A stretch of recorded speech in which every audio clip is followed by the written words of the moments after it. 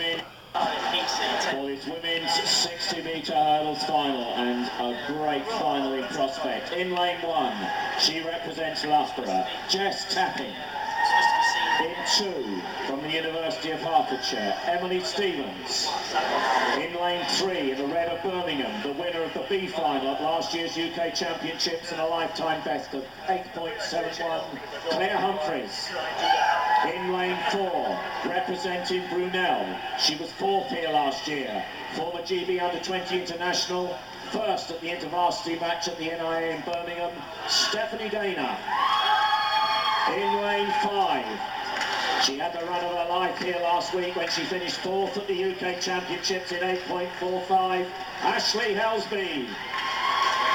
In lane 6, from the University of Middlesex, 2nd here last year, 6th at the UK Championships, Sarita Solomon. In lane 7, bronze medalist last year, twice the silver medalist, 5th at the UK Championships, Andrea Vinay. And completing the lineup, representing Cardiff, the reigning Welsh champion, Carol Granville.